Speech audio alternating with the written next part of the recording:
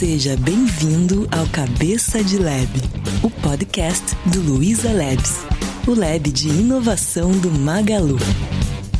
Fala, jovens! Eu sou o Bruno Gouveia e tá começando mais um episódio do Cabeça de Lab, o podcast do Luiza Labs e do Magalu. Nas últimas semanas, a gente viu bastante um papo correndo sobre supremacia quântica. E o que raios é isso, né? O que é computação quântica? O que quer dizer esse monte de palavra nova aí que tem coisas relacionadas a paradigmas que a gente não lida ainda no dia a dia?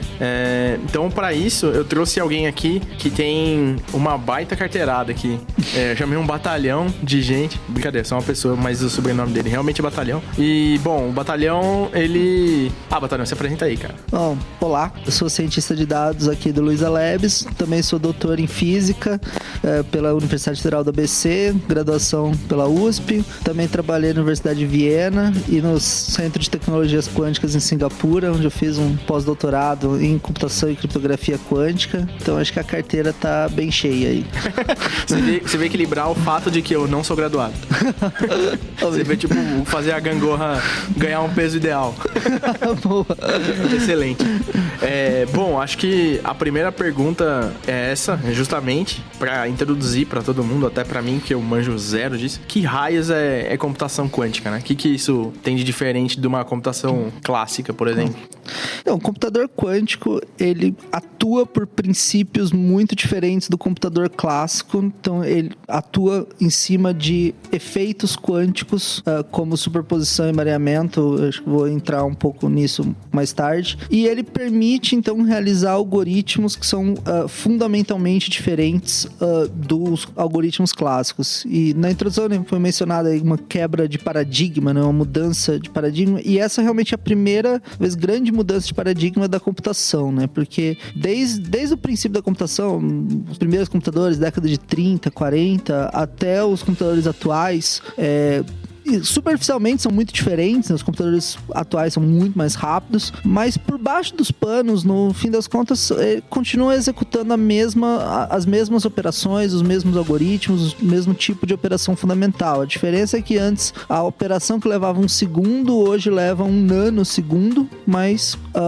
ainda é a mesma operação. Agora o computador quântico ele possibilita fazer operações diferentes, e aí as operações fundamentais mesmo do computador, porque as questões porta-lógicas. Então hoje a gente já programa em linguagens de alto nível, mas antes desse código que a gente programa ser executado, ele é transformado numa série de instruções muito básicas que atuam em bits individuais, né? E o computador quântico permite você trabalhar com qubits, que são as extensões dos bits, e os qubits têm operações extras que você pode fazer com eles.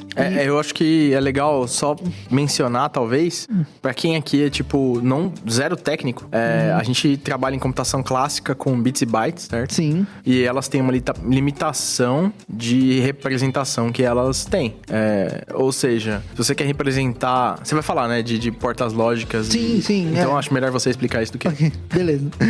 Então, o bit é a unidade, né, pra quem não sabe, né, o bit e o byte, o bit é a unidade básica de representação de uma informação num computador clássico. E aqui acho que a gente vai falar bastante de computador clássico. E computador clássico basicamente significa qualquer coisa que você tenha hoje que faça computação. Celular, computador, notebook, calculadora de bolso, tudo isso cai dentro do conceito de computador clássico.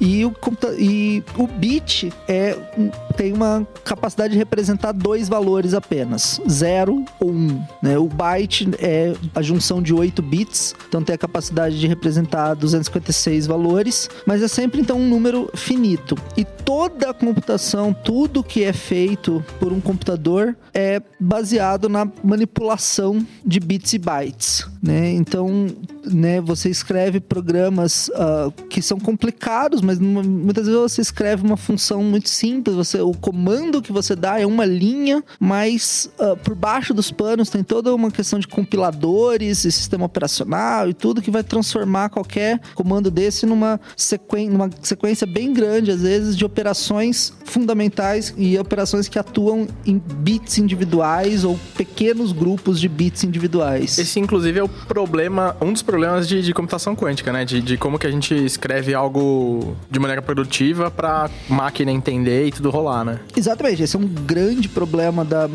computação quântica atual. Assim, e de certa forma era um grande problema da computação clássica também nas décadas de 40, 50, que é você, né, quando, por exemplo, a computação era feita os programas eram escritos em cartões perfurados, que você tinha que escrever o programa quase que diretamente na linguagem de máquina. E isso aqui, 50, 70 anos de desenvolvimento de compiladores, de novas linguagens, fez com que esse trabalho fosse cada vez mais removido do dia a dia da grande maioria dos programadores. Então, assim, ainda existem os programadores que precisam escrever os compiladores, escrever os interpretadores de linguagem e muitas vezes essas microcontroladores e tal precisam ter uma linguagem mais assembly, basic, uma linguagem mais próxima de linguagem de máquina, mas para a maioria dos programadores isso não é mais uma tarefa do dia a dia. Mas para a computação quântica essa ainda é a realidade, né? Ainda você tem que escrever o código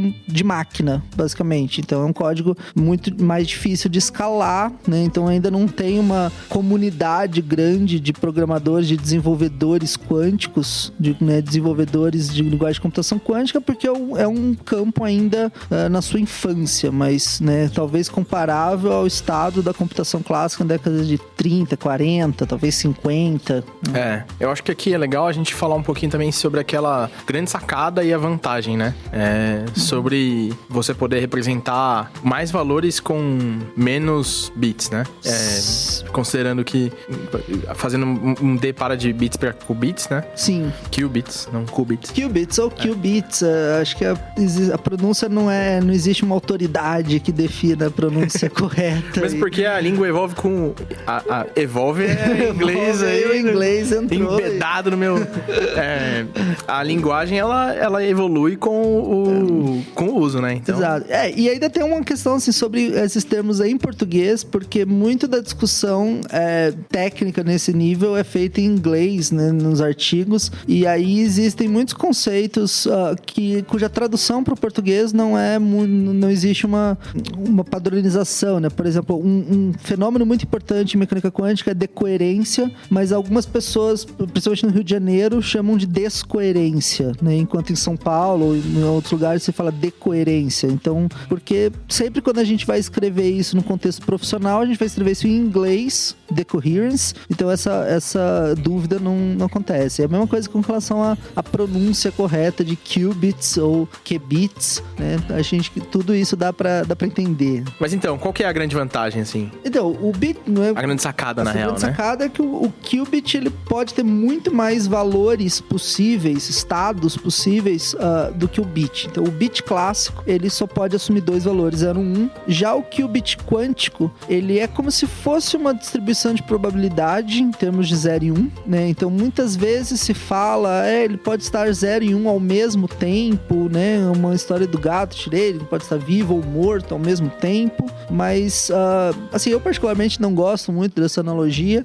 O qubit, ele segue uma teoria de probabilidade, né? Um cálculo de probabilidade diferente, em que, em vez de você definir probabilidade, você define amplitude de probabilidade. Então, o estado de um qubit é definido como uma amplitude de probabilidade de ele estar no estado 0 e uma amplitude de probabilidade dele estar no estado 1. E essas amplitudes podem ser números complexos, né? O que é amplitude nesse conceito, cara? Pra mim, eu não faço a menor ideia nesse conceito o que significa amplitude. Não, e acho que é uma boa pergunta porque não é uma quantidade diretamente medível, né? Você não consegue, muitas vezes, você não consegue fazer um experimento que mede diretamente a amplitude. Então, ela é um artefato matemático, num certo sentido, mas extremamente útil, né, para fazer as contas.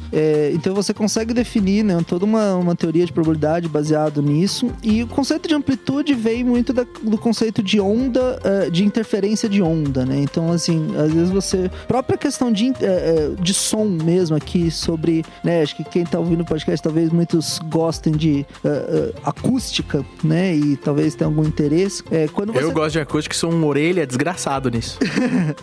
Talvez eu deveria melhorar. Então, quando você tem duas fontes de som próximas, ou talvez, por exemplo, o som direto e o som refletido emitido na parede, o som é uma onda sonora, uma onda de pressão no ar, e essas ondas têm uma amplitude. Quando duas ondas atingem o mesmo ponto, as amplitudes delas se somam. E a amplitude pode ser um número positivo ou negativo. Nesse caso, um número, né, positivo. E aí, se você tem amplitudes opostas, né, uma positiva e outra negativa, elas se somam para dar zero. Então, você pode ter uma situação onde você tem dois microfones, se você liga e um você cancela a fase, é cancela isso? a fase. A Caraca, amplitude é a fase, né? Rapaz, tá ligado à fase, né? A amplitude de fase forma... Quando eu falei de não entender no contexto, porque eu falei, eu sei o que é amplitude em áudio. Mas eu não sei se aplica nesse exemplo que você falou. Aplica. Caraca, eu não sei. Olha lá a vida. Então, o som, ele tem a capacidade de apresentar interferência. Então, dependendo de como você coloca ali duas fontes de som, né? Geralmente, você liga duas caixas de som no mesmo sinal de entrada, né? Para elas emitirem em fase. E você coloca um microfone em algum outro ponto da sala, e as duas caixas de som também têm pontos diferentes da sala, né? Então, dependendo do microfone, de onde você coloca o microfone, você pode ter uma interferência destrutiva e não ouvir som nenhum, ou ouvir muito baixo, né? E assim, você liga uma caixa de som só, tá vindo som, liga só a outra, tá vindo som, liga as duas juntas, não vem som.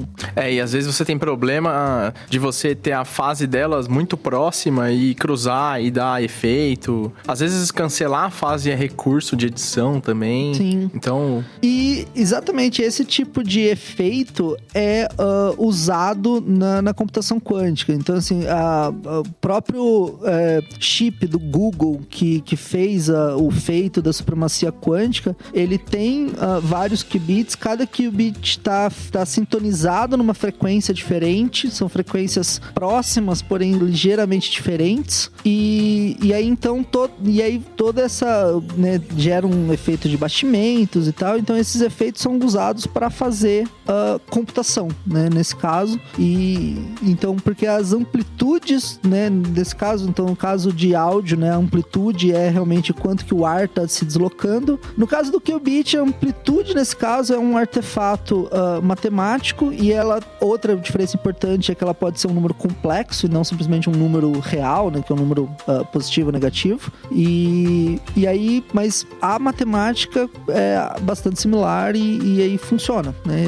Esse é talvez o grande mensagem de tudo isso da supremacia quântica. Mais uma vez, mecânica quântica funciona. A gente falou agora sobre esse lance da amplitude, e me veio na cabeça que se isso tudo é baseado em amplitude, você falou que isso tem um depara com ondas, por isso que é tão sensível? Sim. É justamente por causa da amplitude. Justamente. Porque eu imagino que se a gente tá falando de ondas, tudo é onda, saca? Sim, tudo... Então, aí existe uma questão, assim, que é a dualidade onda-partícula, né? Que muitas vezes se usa esse termo como uma das características quânticas, né? Que é, por exemplo, o fato de que a luz, por exemplo, às vezes na verdade, qualquer partícula quântica, qualquer material quântico, né? Que é qualquer coisa no universo, pode se comportar como partícula ou pode se comportar como onda, dependendo da situação, né? A questão, assim, por exemplo, onda, ela não tem uma posição definida, né? Se você perguntar onde está o som está na sala inteira, né? Ele está aqui se espalhando, batendo nas paredes e preenchendo a sala inteira. Ele uma observação muito pertinente para quem gosta de produção de áudio, cara. Exato. Então, assim, se você espalhar vários microfones pela sala, todos eles vão ter um sinal. Agora, o som, ele também, às vezes se comporta como partícula, né? E a partícula de som, por exemplo, às vezes é chamada de fônon. Então, se você tem um som muito pequeno, né? Muito, muito baixo, que seja um fônon apenas, né? Mesmo que você espalhar vários microfones pela sala, somente um dos microfones vai detectar esse fônon, né? Então, aí o fônon está num lugar. Então, dependendo da situação, você pode ter um comportamento que você associa com partícula, que ela tem uma localização definida e não está espalhada, ou você tem uma situação como onda, onde a partícula está espalhada. E o computador clássico seria basicamente o qubit atuando como partícula, né? E o computador quântico seria o limite onde o qubit está atuando como onda mesmo. Sensacional, cara. Agora com essas analogias de onda e onda de áudio, eu entendi tudo dessa parte. Porque é um bagulho que eu sei. Então, muito obrigado. Talvez quem esteja escutando não tenha o mesmo contexto que eu, mas aí você manda uma mensagem lá que eu tento te ajudar aí. Ou você manda pro batalhão, né? Que é o cara mais conceituado aqui pra conseguir ajudar. Por que ficou tão hypado esse assunto e por que gerou tanto buzz, né?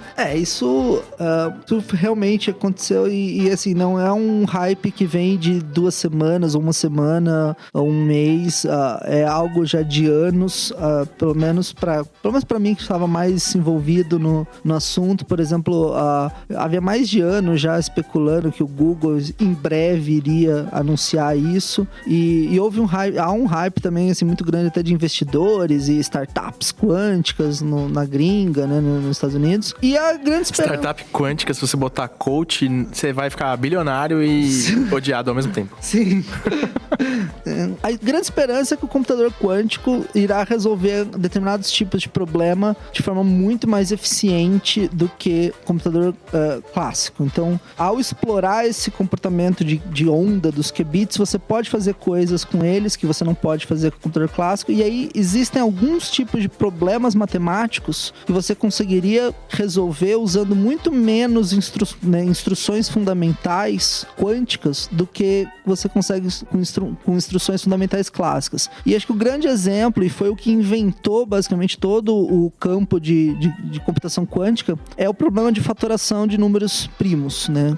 De um número inteiro em fatores primos, que na década de 90 e 97, o Shor, o físico, Peter Shor, físico acadêmico, assim, bem fora de questão de comercial, publicou um algoritmo que se existisse um computador quântico, né? Não existia um computador quântico na época, mas que se tivesse um computador quântico, ele seria capaz de fatorar um número de forma eficiente. E fatorar um número é, por exemplo, pegar o número 21 e falar que ele é igual a 3 vezes 7, né? Com o número 21, isso parece fácil, mas quando você pega um número de 200 dígitos, é um problema que tem uma complexidade, uma dificuldade gigantesca, e justamente por ter essa dificuldade gigantesca, ele foi usado como base para sistemas de criptografia. Na verdade, pouco mais, tem outros motivos, né, para os quais ele se tornou um bom problema de criptografia, mas assim, do modo como a criptografia é feita hoje, se você quiser ler uma mensagem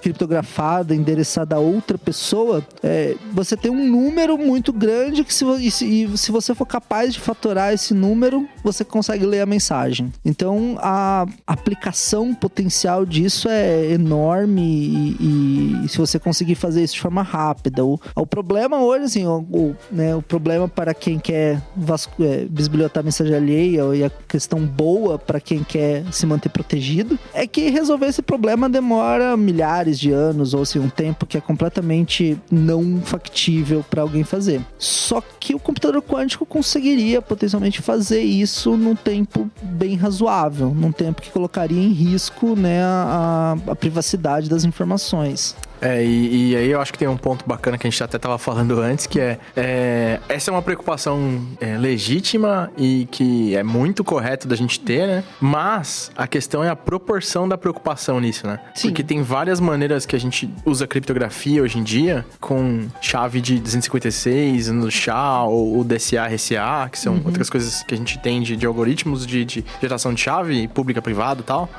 Assinatura única, várias coisas que dificultam até para um determinado nível de computação quântica, né? Sim. O problema da computação quântica, assim, a computação, os acadêmicos, principalmente, sempre pensam em questões de escala, como isso escala para problemas grandes. Então, nesse sentido, o tamanho da chave nem é considerado uma variável importante. Bom, primeiro, assim, por que ela é uma variável importante na situação atual? Porque existe uma diferença, uma separação porque, assim, dificuldade para o usuário honesto e o usuário que quer bisbilhotar a mensagem alheia, né? Então, ambos ambos têm que resolver um problema matemático. Só que o problema matemático que o usuário honesto precisa fazer, ele cresce, digamos, em proporção com o tamanho da chave. Então, o problema para decodificar uma mensagem, uma chave de 512 bits é 2 vezes mais difícil do que um problema de uma chave de 256 bits. Só que o problema para o usuário desonesto, o usuário que quer quebrar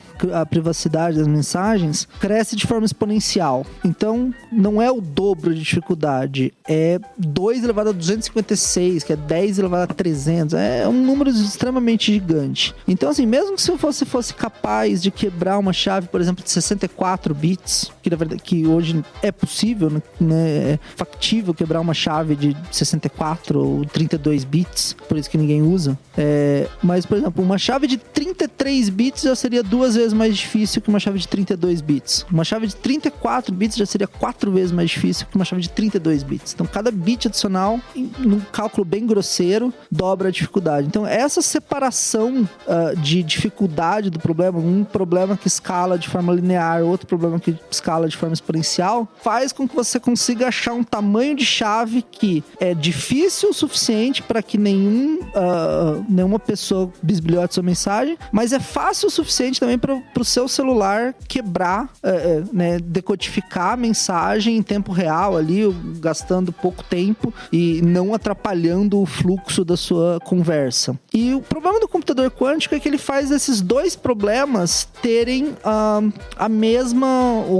o mesmo tipo de scaling com relação, né, de escala com relação ao tamanho da chave. Então você não consegue achar uma chave, um tamanho de chave que seja ao mesmo tempo super fácil, que não decodificar isso não atrapalhe o fluxo da sua conversa, mas que seja muito difícil ou impossível para alguém quebrar, né? Porque a gente não pode também continuar só simplesmente, vamos aumentar o tamanho da chave, porque chega um momento em que o tamanho da chave é tão grande que o mesmo usuário honesto não consegue mais usar a criptografia, porque vai demorar um tempo muito grande só para ele conseguir quebrar, né, decodificar a mensagem e conseguir ler. Então o computador quântico, se o algoritmo de Short, então se houver um computador quântico grande o suficiente para quebrar esse tipo de criptografia, a gente tem que usar novos métodos, né? Já tem uma pesquisa em novos métodos de criptografia usando problemas matemáticos que não são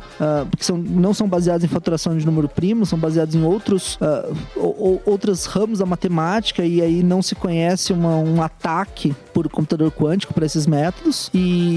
Mas isso, assim, o problema também é que o computador quântico não basta fatorar o número 21, não basta fatorar o número 253. Precisa fatorar um número de 250 dígitos. E para isso precisa de um computador quântico muito grande, né? E a gente ainda não chegou lá, né? A gente ainda tá no caminho. Bem longe ainda. Eu acho que é legal pontuar esse ponto. Pontuar esse ponto é bom. É legal a gente pontuar isso pra galera dar uma acalmada, né? Sim. Porque sempre que alguém dá uma notícia, você fala, nossa, velho, agora rodou. Agora já era. O mundo vai acabar. Vão descobrir minhas contas do banco e... Não, relaxa. Tem outro porém que a gente tem várias instituições governamentais, consórcios de empresas e de um monte de gente que é inteligente pra caramba e investe tempo em estudar soluções boas pra isso, sabe? Então, não é que ninguém tá olhando pra isso. A gente tem o termo lá de criptografia pós-quântica, né? É isso? Pós-quântica. O MNIST, que é o instituto, o Inmetro dos Estados Unidos, né? Ele já tem um processo para selecionar um novo padrão de criptografia. Da mesma maneira que tem criptografia RSA, que virou um padrão para a criptografia atual. Então tem vários documentos aí, né, que descrevem como deve ser a criptografia RSA, chancelados pelo próprio ministro.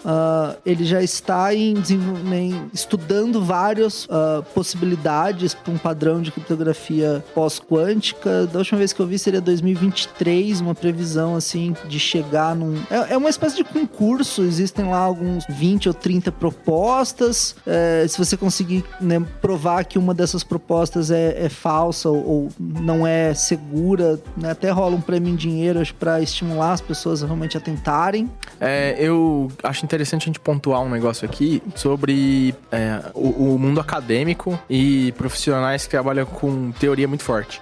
Que às vezes é intangível pra quem tá executando coisa no dia a dia, qual que é o valor do que essa galera faz. E aí eu vou dizer o seguinte, os algoritmos que a gente tem hoje de machine learning, dessas paradas quânticas e tudo mais, vem de uma galera que tava estudando isso e vendo como isso era possível ou não através de cálculos há 40 anos atrás. Então, há 40 anos atrás tinha gente pensando nisso, e hoje tem pessoas pensando em problemas que a gente ainda não consegue resolver. E vai demorar, sei lá, 20, 30 anos pra resolver. E essas pessoas conseguem fazer cálculos e chegar e falando, putz, cara, aqui na teoria a gente chegou que existia esse caminho pra resolver o tal problema. A gente não consegue praticar isso ainda, mas a gente já tem uma solução teórica. Assim como a gente tem soluções teóricas pra N possibilidades de como o universo surgiu e como curar uma coisa aqui e ali, e como sintetizar uma molécula de não sei o que lá. Mas a dificuldade vem na hora de jogar.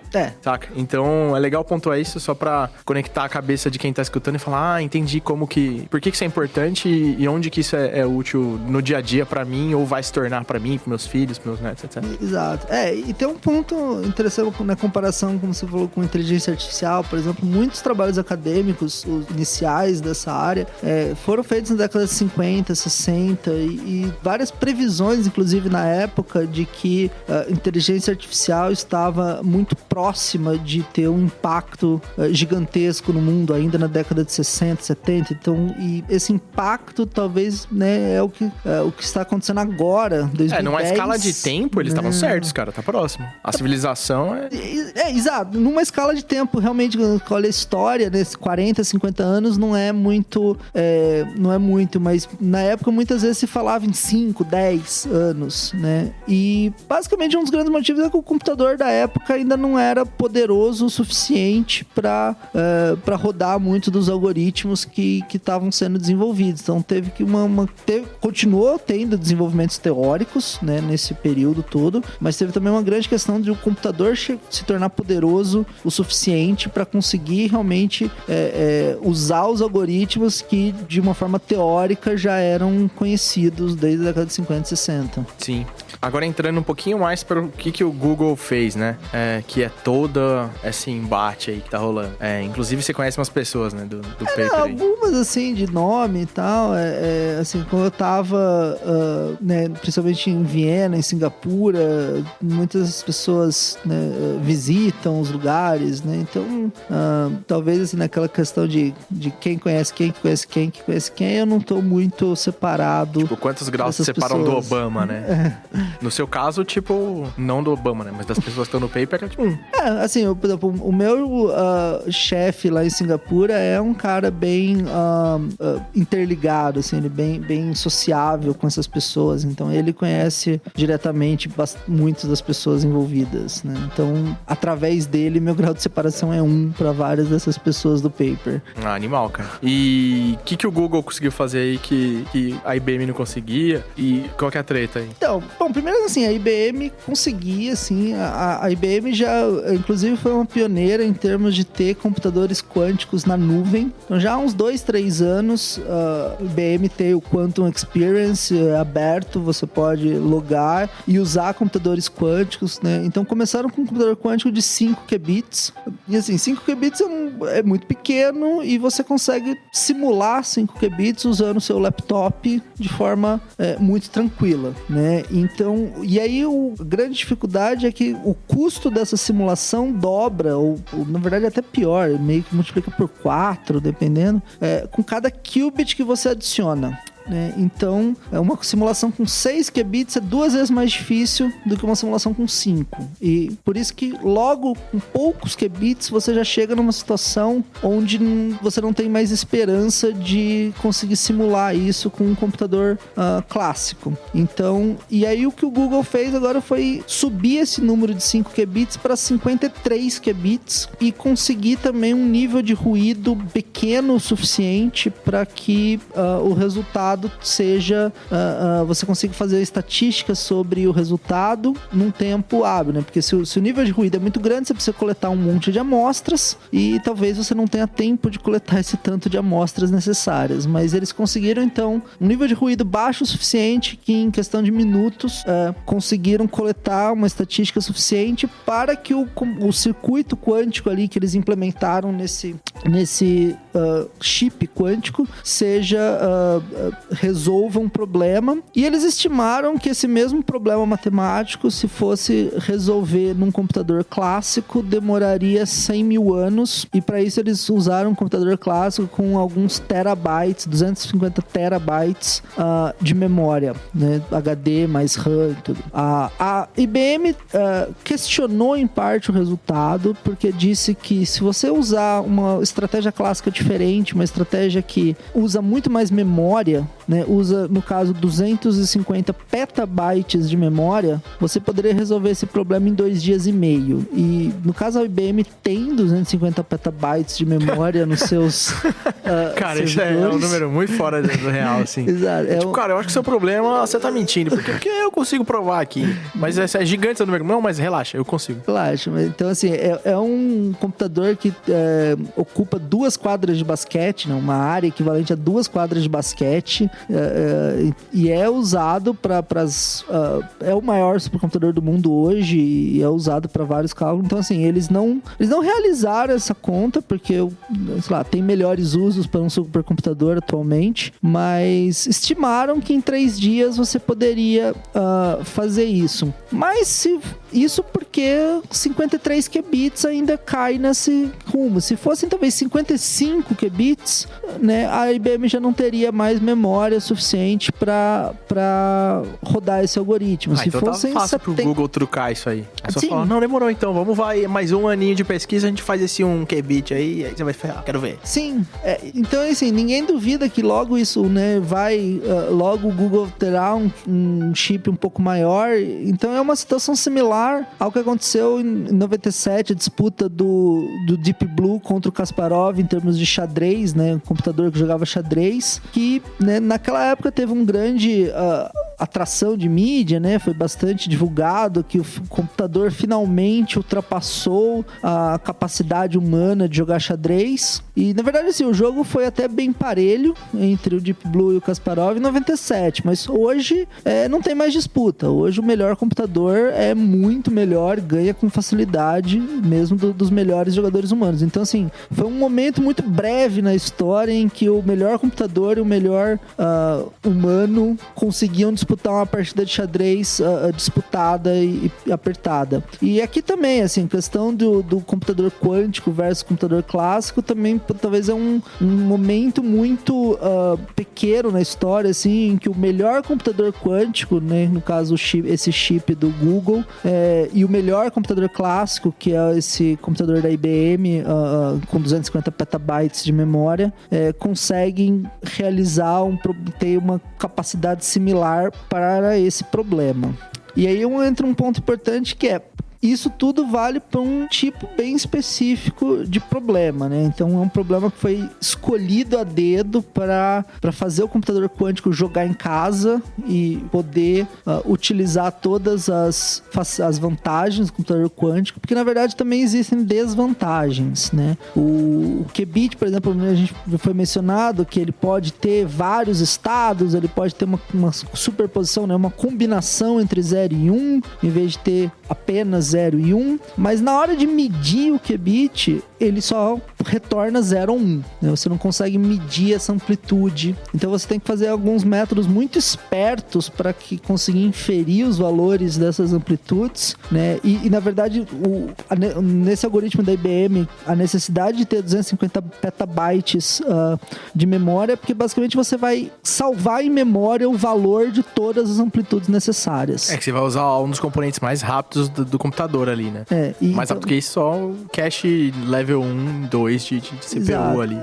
Então assim, só para armazenar todas as amplitudes envolvidas num chip de 53 qubits, né, a quantidade de memória necessária é daí próxima a 200 petabytes. E cada qubit adicional dobra esse valor. Então, né, com 55 qubits, 56 qubits, já estaria ali no iota, que acho que é o próximo do petabyte. É, byte demais, cara. Já ninguém nunca ouviu falar, talvez, em iota byte ainda. Eu acho que é coisa demais, a gente vai ver daqui a uns anos ainda.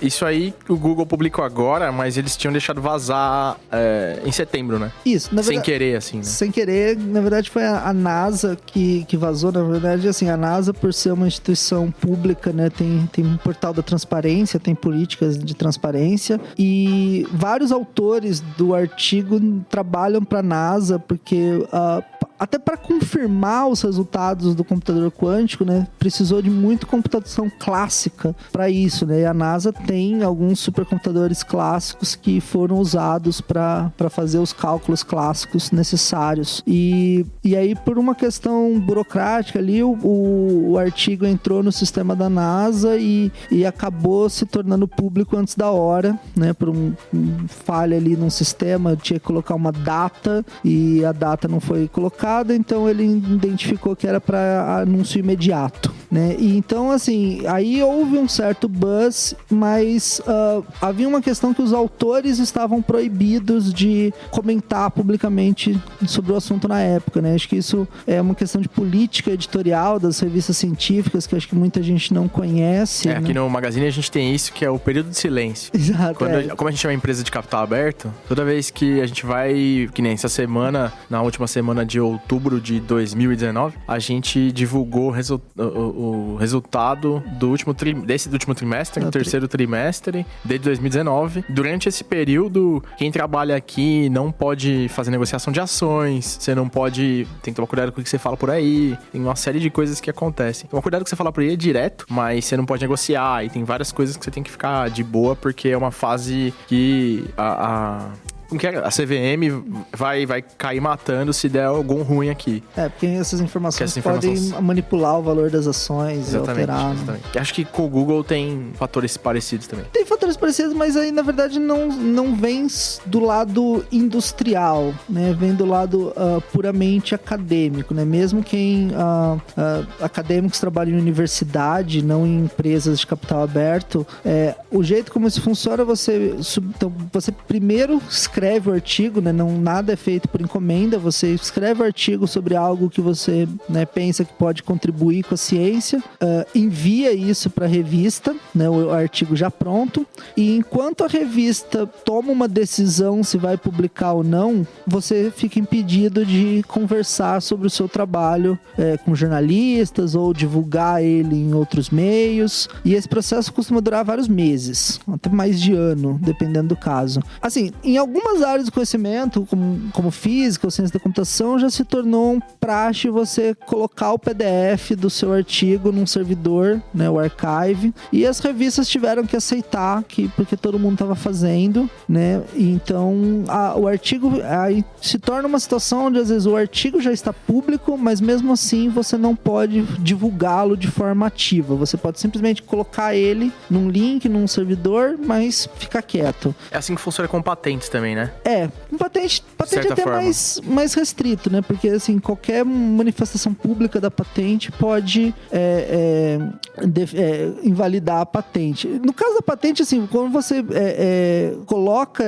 faz o pedido inicial da patente, né? Ele ainda é secreto, né? Só vai se tornar público quando a patente for definida, quando for aprovada, mas o registro inicial também já serve como um indício de que você já conhecia aquilo num certo tempo, então você fez primeiro se alguém tentar copiar a sua ideia depois. Saquei. Né? E E na física, nas ciências que estão usando isso, eles estão usando também a importância do archive, a importância também de publicar um artigo num PDF, antes mesmo até de submeter esse artigo para a revista, também tem um intuito de registrar que você já sabia daquilo, que você já tinha feito aquele trabalho numa certa data, né, que você não está copiando de ninguém, ou que se alguém copiar de você, fique um registro público de que você já tinha escrito aquilo antes. Mas em outras áreas, por exemplo, em biologia, ainda é a norma não publicar e manter a informação completamente secreta até que seja publicado pela revista e então tenha passado por todo esse período de avaliação na revista. E durante esse período, então, as revistas muitas vezes deixam de publicar artigo porque os autores já divulgaram o trabalho previamente. Então, esse artigo do Google é um artigo especial, porque é um artigo que, né, já se tinha uma grande expectativa em cima dele. Então, a Nature, né, que foi a revista que publicou, não ia deixar de publicá-lo por causa disso, né, porque tá atraindo um tráfego enorme pro site da Nature, né, muita gente interessada em ir lá, que é uma, né? puta empresa que sempre dá buzz também. Exato. Então, mas mesmo assim os autores estavam impedidos, né, por essa política da Nature, e agora que o artigo tá oficial no site da Nature, né, tá o link lá bonitinho, os autores agora estão livres, né, para falar, para ir em conferência e falar publicamente sobre o assunto, né? E então assim, já havia uma expectativa de que sobre o que seria esse artigo, né, que várias das coisas ali já eram conhecidas, porque o Google já tinha publicado outros artigos mencionando, né, o caminho deles até chegar nesse chip, mas esse artigo traz bastante detalhes, né, sobre realmente a operação do chip, né? Como é um chip de supercondutores. O chip em si, ele tem 1 centímetro quadrado, ou até menos, assim, não lembro, mas é coisa assim que cabe na palma da mão, só que ele precisa funcionar numa temperatura muito baixa, então você tem um refrigerador de 2 metros de altura, mais ou menos, quase, assim, 1,5 metro, 2, para refrigerar ele a menos 270, a 20 milikelvin, 20 milésimos de grau acima do zero absoluto. Então é um experimento muito grande, mas é para o refrigerador gigante, para ter algo muito pequenininho ali no meio, numa temperatura muito baixa, e o artigo traz então vários detalhes de como fazer isso e do benchmark também. Acho que o mais importante de tudo é quais são as taxas de ruído que o Google conseguiu atingir, porque a grande dificuldade de construir um computador quântico é que ele é extremamente sensível a ruído. Então, os computadores da IBM, por exemplo, ali que estão na nuvem, eles não... Você vê que se você começar a fazer um monte de operação em sequência e depois tentar medir, você vai obter basicamente um número aleatório, porque cada operação vai adicionando um tanto de ruído, e depois de 10 ou 20 operações, o ruído já é tão grande que é puramente ruído, né? O sinal já foi completamente embora. E o Google então conseguiu a engenharia ali do chip de reduzir os níveis de ruído para um patamar aceitável, que você consegue fazer 20 operações e ainda consegue medir alguma coisa útil no final. Excelente, cara. Agora eu consigo entender um pouco melhor o que a gente tá falando. Tem um ponto aqui que a gente chama de supremacia quântica, né? Eu, particularmente, não gosto muito dessa palavra. Ela remete coisas não muito boas que a humanidade fez aí ao longo da sua existência. Mas ela tem também, na minha opinião, ela mostra uma coisa que a gente, como humanidade, vai ter que saber lidar como ego coletivo, que a gente tá criando coisas que são muito melhores que nós em várias tarefas. Sim. E aí vem a grande responsabilidade de criar essas coisas do jeito certo. Eu acho que trabalhar com tecnologia e essas coisas que dão muita escala para facilitar tempo de trabalho que a gente tem com muita coisa, trazem uma lição para todos nós, que é ter um senso ético e uma responsabilidade social até, e, cara, com tudo, sabe? A gente pode fazer muita coisa muito boa e também pode usar isso para um negócio não tão bom. Então, acho que essa é minha grande reflexão, sabe? Sobre todos esses avanços de computação que a gente tem feito, sobre as melhorias que a gente faz de algoritmos de AI e tudo isso, saca? A questão sobre ética, sobre o termo supremacia, está bem presente também na comunidade de físicos. Né, muitos deles dizem, né, têm um incômodo com o termo. Inclusive, eu estava lendo aqui em preparação para o podcast um artigo, né? Foi publicado na forma de artigo, né? Mas não é um artigo técnico de cálculos de física, é um artigo discutindo realmente a questão sociológica por trás do termo supremacia e todos os usos que ele teve ao longo da história recente. E o mais interessante desse artigo, na verdade, é os comentários sobre ele, né? Que é uma discussão nos comentários bem longa e talvez muito diferente da questão de comentaristas de portal, né? Porque ali não tem comentário anônimo e muitos dos comentaristas ali são pessoas bastante famosas da área. Tá ali, todo mundo no cara tapa ali, né? Todo mundo colocando cara tapa, todo mundo ali botando nome e nomes importantes, nomes famosos que você bate o olho e reconhece e fala, né, que são pessoas boas da área e discutindo a questão, assim, a inspiração, o termo em si para a supremacia quântica foi criado pelo John Preskill em 2012 ou 2011, por aí, então há menos de 10 anos. O próprio Preskill escreveu um artigo no Medium essa semana, até defendendo a escolha ou defendendo o processo que levou ele a definir esse termo.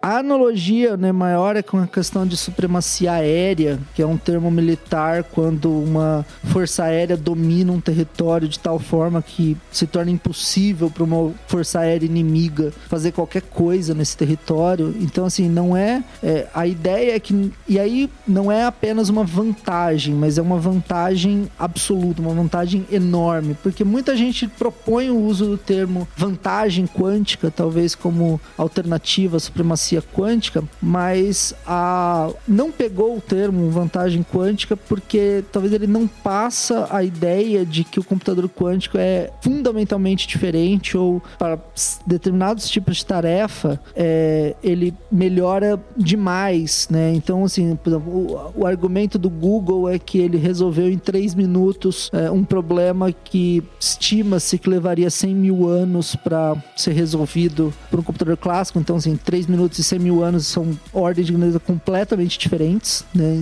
Então o termo supremacia seria para ressaltar isso, em comparação com uma situação do tipo você resolver em 3 minutos algo que antes levava 4 minutos, né? Isso é uma vantagem, mas não é uma vantagem assim que muda o jogo, né? Que muda a situação do mundo, né? Não é... Então assim, o termo... E agora, assim, teve gente até decepcionada com a Nature, porque assim, o título do paper em si, o título acadêmico do paper não envolve a palavra supremacia, mas os materiais de divulgação que a Nature fez, assim, envolvem, né, a capa da Nature envolve o termo, então muita gente até ficou um pouco decepcionado, porque agora o termo, digamos, está mais forte ainda, assim, ganhou uma espécie de carimbo oficial. Eu acho que a gente não tem como fugir, acho que já era. Talvez já era mesmo e temos que lidar com ele. Então, acho que assim, muita gente, principalmente nos Estados Unidos, fala que começou a ter realmente um incômodo com o termo depois da eleição do Trump, e o termo foi criado antes, né? Então, o Trump ainda ninguém imaginava que seria presidente. E o Preskill tem um outro termo que ele criou mais recentemente, que é uma sigla, na verdade, que é NISQ, seria N-I-S-Q,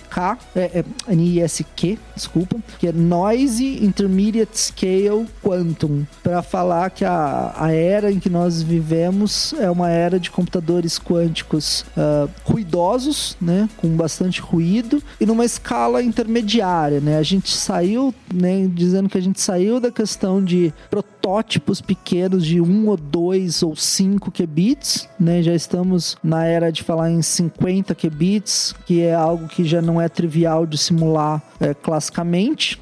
Mas ainda não é uma larga escala, né? Ainda não...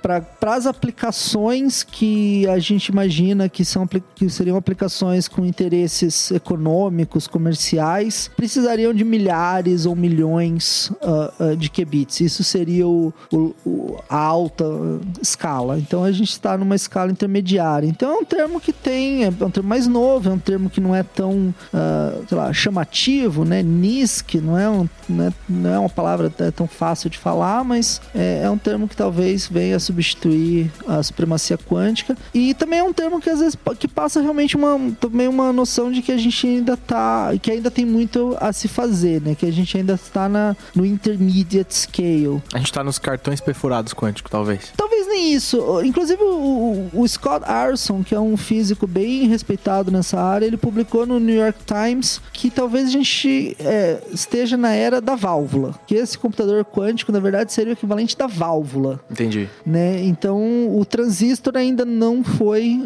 inventado. Então, nós estamos falando de década de 30, 40. E, na analogia do Scott Arson, o transistor seria a correção de erros, né? Seria... A gente ser eficaz. Ser eficaz em realmente corrigir os erros, né? Então, o computador continuaria sendo bastante, né, tendo um nível de ruído alto, mas a gente conseguiria corrigir esse ruído e trazer o computador de volta para um estado em que ele é mais útil, né? Quanto tempo você acha que a gente tá longe disso? Você que, manja bem do assunto e sabe mais do que tá falando. Acho que a resposta talvez 5 anos, acho que é uma resposta bem padrão para isso. E eu acho que assim, essa própria questão de tempo mudou muito, porque acho que antes de entrarem as grandes Google e IBM na jogada, havia as previsões eram mais longas, as previsões eram mais para 10, 15 anos para ter talvez o que a gente tenha hoje, né? Então, assim, talvez em 2015, 2012 ali, a gente não imaginaria que talvez em 2020, em 2019, a gente já teria o que a gente já tem em 2019. Eu acho que o Neil deGrasse Tyson falou um negócio legal sobre campos de pesquisa e como eles evoluem, né? Que ele fala, não, a gente já sabe fazer isso na teoria. Daí alguém sempre fala, mas por que a gente não faz? Ele fala, cara, é tudo sobre dinheiro. A gente precisa de dinheiro pra desenvolver essa tecnologia. A gente precisa queimar dinheiro pra fazer esse negócio funcionar. Assim como a gente queima dinheiro pra fazer tudo avançar. Então, é isso aí, entendeu? Dinheiro vai mover a pesquisa, a execução, suportar os erros e os sucessos e as falhas e tudo mais, e o dinheiro vai fazer isso rodar. Então, é o que você falou, conforme a gente tem empresas grandes botando dinheiro nisso, o dinheiro tá fazendo isso funcionar mais rápido, né? Porque tem um interesse grande nisso. Exato. E assim, tem empresas grandes fazendo isso e tem também investidores colocando dinheiro em startups especializadas, né? Tem a Rigetti, IonQ e Horizon, Entrópica, várias outras aí que estão começando, muitas vezes são professores universitários, alguns deles até abandonando seus empregos na universidade para se dedicar completamente à empresa e estão ganhando bastante dinheiro aí dos investidores, né? Recebendo bastante dinheiro de vários fundos para também acelerar esses desenvolvimentos. Então, assim, a IBM, por exemplo, fala em 5 anos,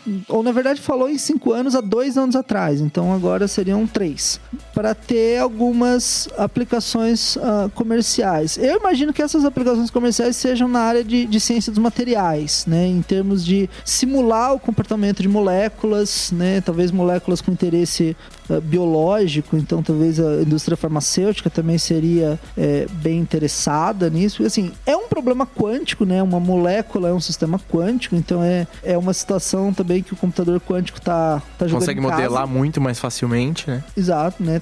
E aí você entendendo melhor, né, a dinâmica, você teria uma questão de desenhar novos remédios e tal. E então, assim, o interesse econômico por trás disso é gigantesco, né? As cifras. Então, talvez comece por aí. Tem um pouco, também se fala um pouco de quantum machine learning, até tem uma questão acho que do Goldman Sachs, de algoritmos assim, de otimização de portfólio usando o computador quântico. Então aqui aí é um problema que, assim, a princípio o problema em si não tem nada de quântico, né? Mas que teriam estratégias que um computador quântico poderia ser muito mais eficiente que um computador clássico.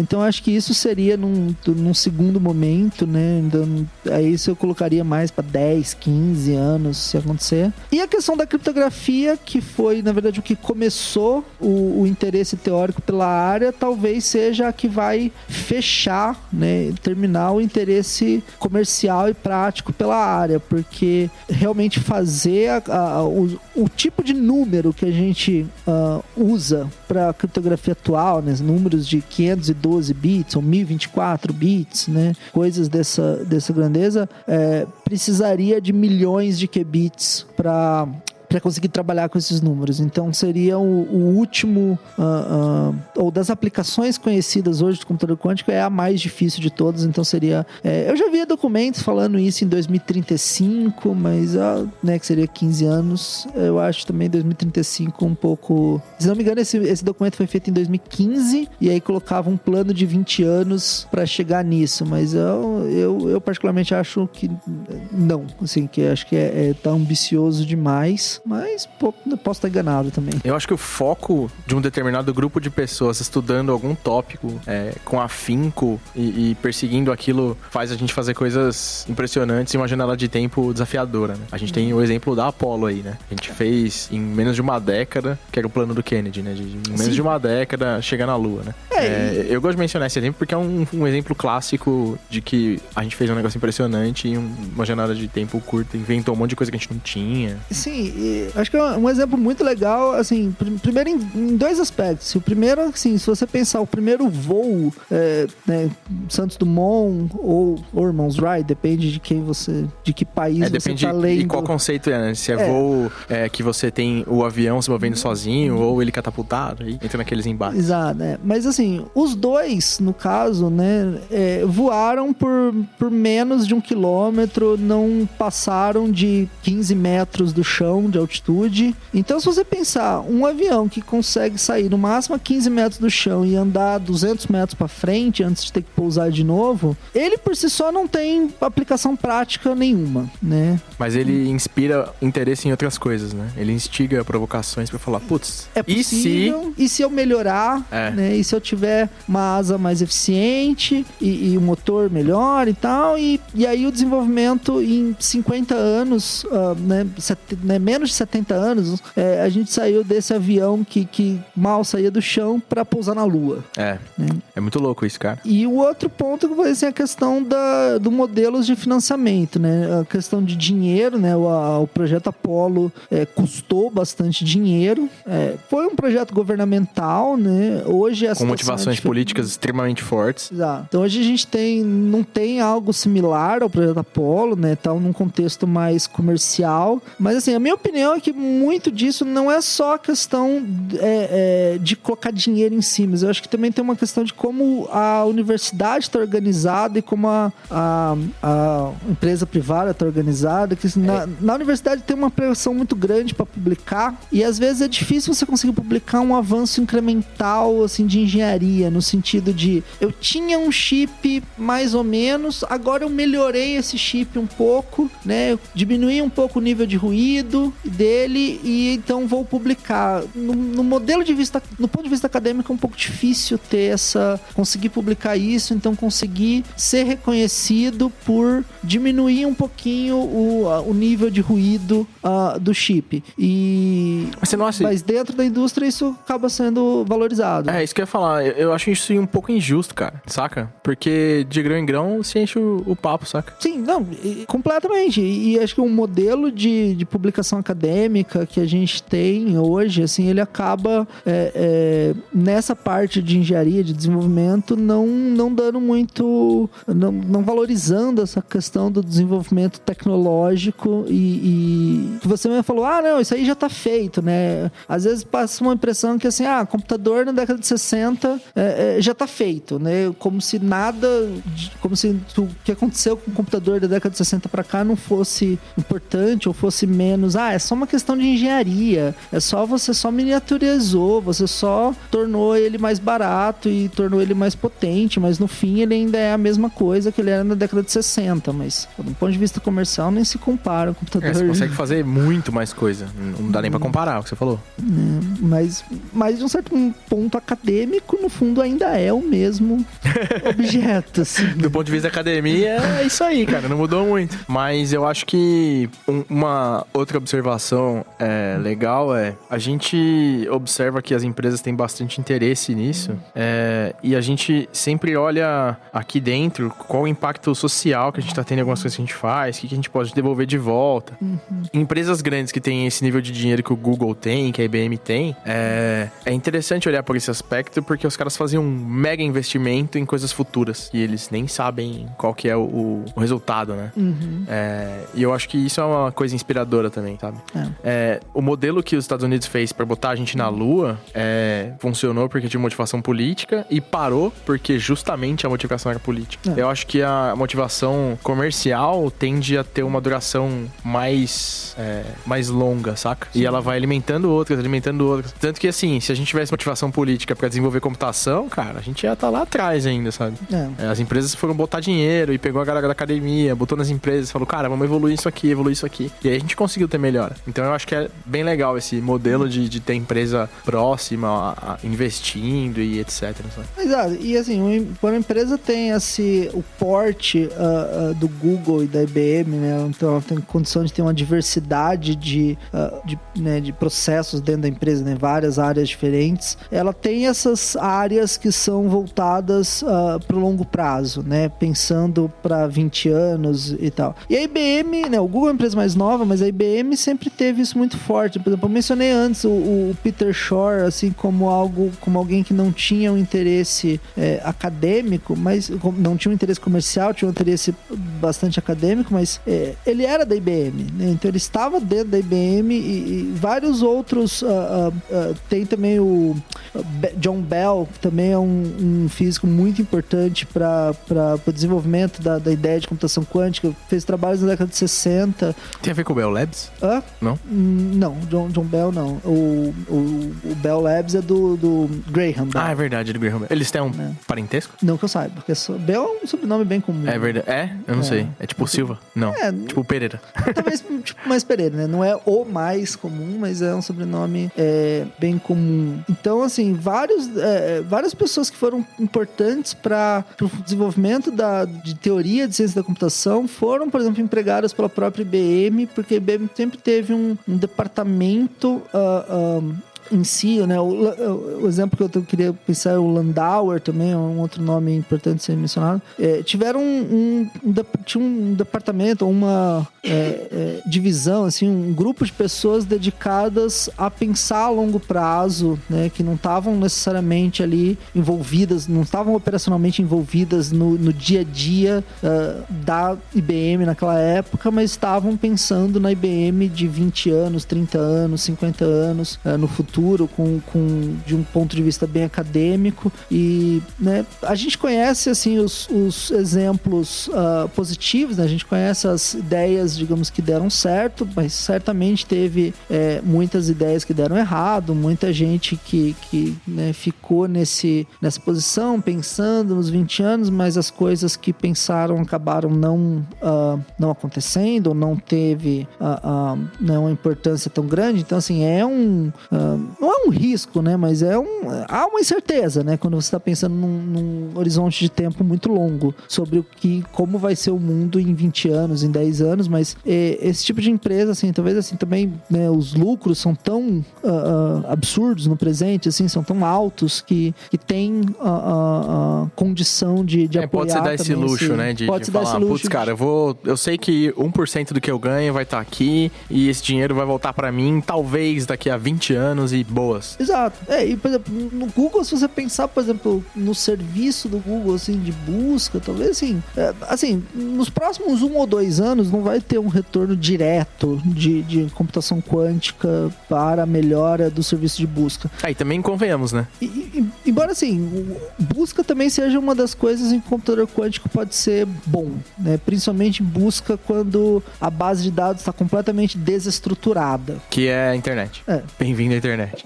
Então, situações onde classicamente você não tem muita esperança além de, tipo, ir olhando um por um até achar o que você quer, porque não tem nenhuma organização, um computador quântico também pode se dar bem nisso, né? E aí entra também a questão da supremacia, porque, por exemplo, se você tem 1 milhão de registros, você precisa olhar um por um até achar o que você quer, você precisa gastar um tempo proporcional a 1 milhão. 1 milhão vezes o tempo que você gasta para olhar cada item.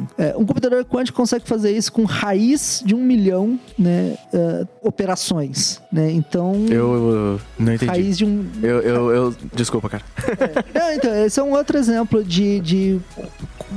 da onde vem a vantagem, né, do computador quântico. Então, assim, se você tem uma base, então vamos colocar até um número maior, vamos colocar 1 trilhão. Você tem uma base com 1 trilhão de itens, só que não tem nenhum tipo de organização, e você precisa achar um item nessa base. Você precisa olhar um por um até achar. Então, em geral, você vai precisar olhar meio trilhão na média aí até achar o que você quer. Então, o tempo que você vai levar para isso é meio trilhão vezes o tempo que você leva. Se demorar um segundo para ver qualquer um, parabéns, são 1 trilhão de segundos. 1 trilhão de segundos, né, que é algo extremamente absurdo. Agora, o computador quântico, ele só precisa da raiz quadrada desse número. Então, em vez de precisar de 1 trilhão de operações, com 1 milhão de operações, ele já consegue fazer essa busca, né, e encontrar esse item que você está interessado. Então, assim, e aí, nesse caso, você tem um fator de 1 milhão de ganho. Se você tivesse, por exemplo, uma base de 1 milhão, você reduziria esse número de 1 milhão para 1.000. Você teria um ganho de 1.000. Então, assim, esse é um outro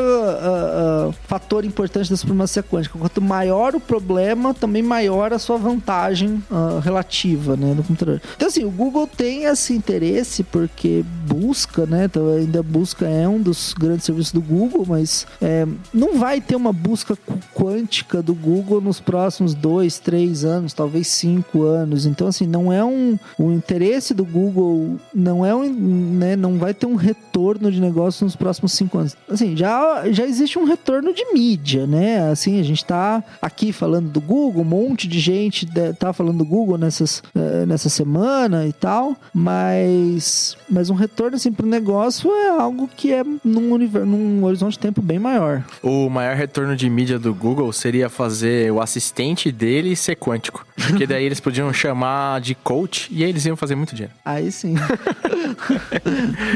Bom, o papo foi excelente.